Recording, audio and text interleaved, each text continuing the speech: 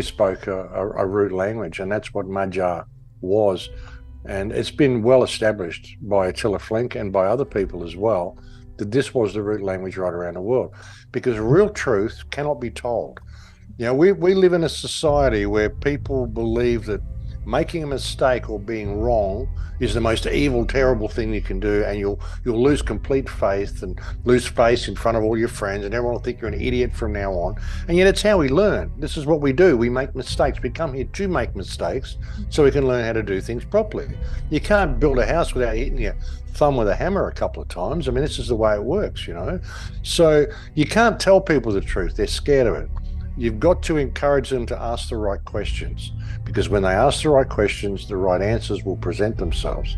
So real truth needs to be realized. It can never be told. Now we're back to the Matrix. What is the Matrix, guys?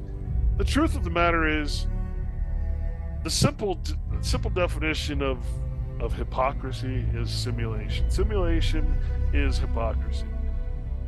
Is the Matrix a language? Is it a code? Is it a place? Is it a thing? No. It's right here. There's only one place that hypocrisy or simulation can come from, and that's you. So don't take it literally, take it as a metaphor, as it's supposed to be, that you're participating in legalized adultery, or in other words, simulation. Yeah, spiders, the golden orb weaver spider in particular, is a really good spirit. And it was this spirit is connected to women and to the seven sisters. And it was this spider being that taught women how to weave. And it also taught them how to navigate the heavens, because all the stars in the sky are all interlinked by the spider's web. So interesting.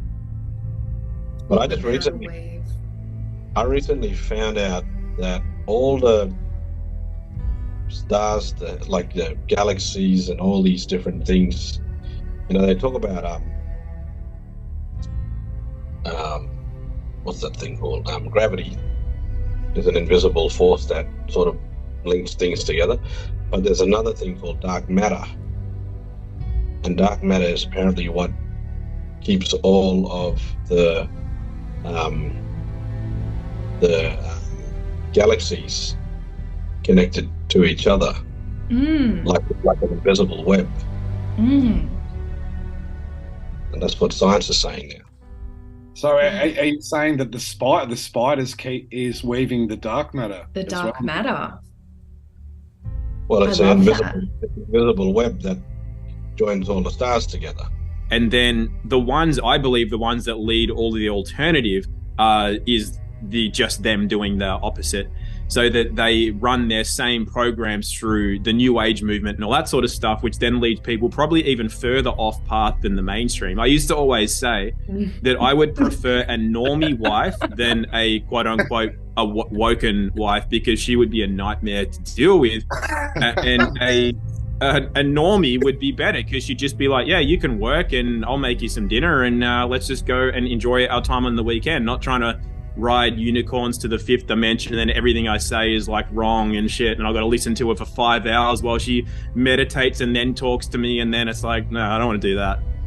So Dale and I have spoken about this so much. Yeah, I think you nailed it there. For about a month, the same thing kept coming up, that karmic ties and soul contracts were dissolving, which really messed me up, because that's what a lot of what I work with clients, particularly, you know, if they're interested in a relationship with somebody. You know, I can pick up whether or not they've got some soul connection, past life connection, those sorts of things. But these things are all being dissolved right now. So when I looked deeper into it, because I wanted my guys to explain this to me, they explained that we've just come to the end of this 25,000 year incarnation cycle, and that we're not stuck in that cycle anymore. We've come into a time of free will, pure free will. So the people that we're with, the jobs that we have, the family members that we're in contact with, that is all free will now. It's not karmically tied. We're not tied to anything. We are completely free, and we're free until the end of this lifetime.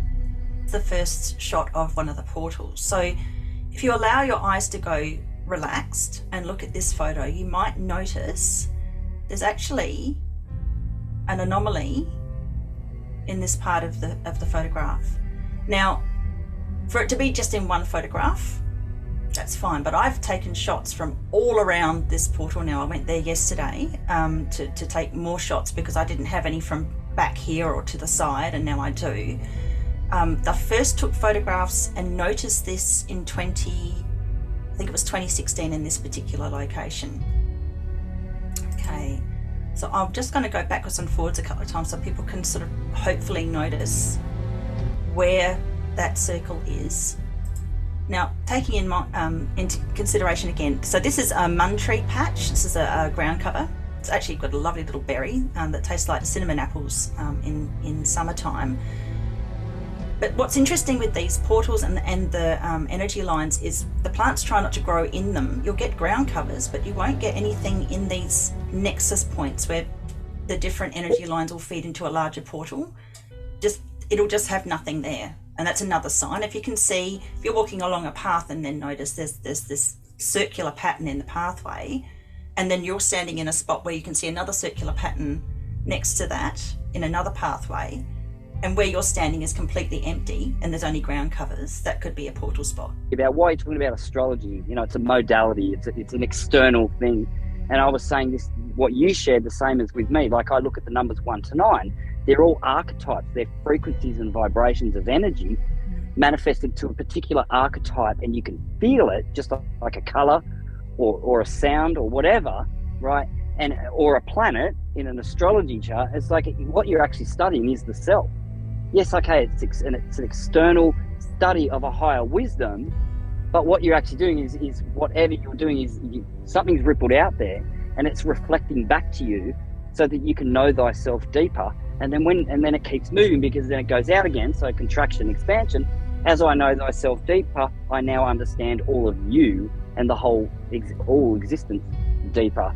And it just keeps moving. And it's like the heartbeat, contraction, expansion, contraction, expansion. That's what a heartbeat is. And that's very much how I sort of feel into why I get numbers working for me the way they do. And I think the modalities choose us. And the reason they choose us is because they want us to evolve that modality. The external collective responsibility is that of your own, or is it's purely the individual? There, in reality, in truth, there is no such thing as a collective. We say collective. This is a descriptive term, meaning the totality of individuals, right? So yes, it is all about the individual in this reality. So yeah, so when we talk about we need to reach aggregate freedom, that means the majority of individuals need to understand objective morality and align their actions to what is right. Stated goal. The most accurate definition of true freedom is the ability to exercise one's natural rights without the inhibition of violence, duress, and or coercive restraint initiated by others. Simply put, free will, unrestricted free will expression. Change the fluid dynamics and get them to move. So if you think of that river, stream versus swamp's the best way to look at it. The only way to get the swamp clean again is to flush, put new water in and get the old shit out. And that's all the body's ever doing. That's why you got artery delivering new stuff in the vein and lymph taking the old stuff away. And so the tissues only get ill or sick or tight or feeling crap and inflamed if that lymph isn't moving, because it's all the gunk just pulling there. So it's like your toilet just not going anywhere, not going to a sewage farm. It just goes down into the floor. The floors that you wouldn't want to be, So same with the tissues. If the old shit doesn't move out, it'll continually toxify the tissues. It needs to be removed and the new stuff brought in to reoxygenate and so on. So a lot of our techniques are based on that kind of thing. It was almost like in spirit it would prey on people that were sick or didn't have control over themselves and their autonomy, and because he was a doctor, give your autonomy over to me and I will heal you. And that was the energy that I felt from it. Like he wanted to play doctor. So I get all this pretty stuff that's about to come. Yeah, the utopia. Yeah, there's a lot of pretty stuff coming. Yeah. Yeah, but that's what I've said, mate. Because it's the sales pitch is the utopia, and it's the candy. It looks beautiful, but it, like you said, because people are like, oh, how will we know? It's like if you can read that energy, the subtlety in what's been presented, and if it's fake, like you'll pick it up straight away. There's no. It's like when you look at a butterfly, and the butterfly's like got all these beautiful colors, but the butterfly's doing its thing and it's real pretty. If you're an animal and like you see another animal and it's stuck there and it's captivated your attention and it's intentionally making itself look pretty, it's trying to get your attention. And why is it trying to get your attention? Because it wants to fucking eat you. You realize that when you speak to many, and I spoke to many First Nations people in Canada, from the Mi'kmaq and the Anishinaabe, and they have very similar stories as well. They have star lodges. Some of their wampum belts have different constellations that they say that's our ancestry. It comes from these particular constellations. So like the minute you get into this rabbit hole, I know, and you talk to the ancient peoples and then you read the ancient texts, you go, oh my God, they're all telling you the same story. They just named them different things and slightly different. But my question was, did they, in Australia, did they talk about the time before the moon? Is that? Yes. Yeah. They spoke about a time before the moon, and then the time before the moon. Yeah. So that it's actually moon man here. It's not feminine. So there could be the human element, or are we dealing with something bigger? So here's the question. Are we only dealing with some corrupted psychopathic humans who crave unlimited power, money, and influence, which could be, and of course, much of what I'm going to show you in the series could be answered by the assertion, by that assertion. But then you sit back and you go, given the anti-human ideology at the root of much of this cult's belief system, is this purely a human agenda in the end? Or is there something non-human involved at the highest levels of all of this, as many ancient myths, legends, and scriptures from all over the world discuss? You have to fully be yourself. You have to speak your truth. You have to stand in your power, because one thing that I've really realized, since protesting and like being pretty hardcore in the protesting scene, is that like if you want to create any sort of change, the only thing that you can do is just lead by example. That's literally all it comes down to. You have to live a happy, healthy life, and you have to show other people how it's done. You can't go and change the world. You can't change every single person. Just change yourself, and people see what you're doing and they're like, hey, you look happy, you look healthy, like, what are you doing? And then that inspires them to be themselves. So yeah, you've really just got to be in your power, and that gives other people permission to be themselves and, speak their truth and fully be in their power. And I noticed that around this eye here, I was starting to get that patchy skin, like you see with Henry Kissinger, how all the entity attached people have that motley, horrible skin like Prince Philip, and, and I thought, oh, that's a bit sus. Had people come in that were, trans, wanting to be, they were wanted to be transgender, dressed, cross-dressed or whatever. And he often saw an entity attached that was the opposite sex of that person. And if the entity was removed, then they'd lose all that desire to be of the opposite sex. It's part Māori, part Pākehā or white. I'm very proud of both sides of where I come from. I don't stand on one side, I don't stand on the other. It's been probably it's been the best chapter of my life. As much as the world's burning around you, what is being presented and what is coming forward is the most beautiful thing that will ever intend to come forward. So I can see that coming through. I can see that grass growing. I can see those flowers starting to bloom.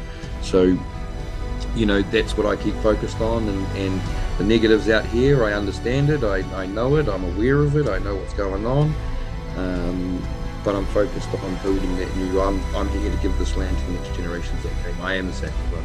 I want to be having these conversations with people because I could really see how vast it all went. But this is why the conference was an idea, because I was like, the magic is really happening in the conversations and the different layers and perspectives that people bring, that from walks of life, I can't walk in this life. Maybe I've walked another life, but it's like bringing in all these different elements. And that's been the magic. And for me, it's really important that we, support people that have taken the time to learn, and honor the truth, and share it. Yeah, till next time. See yous.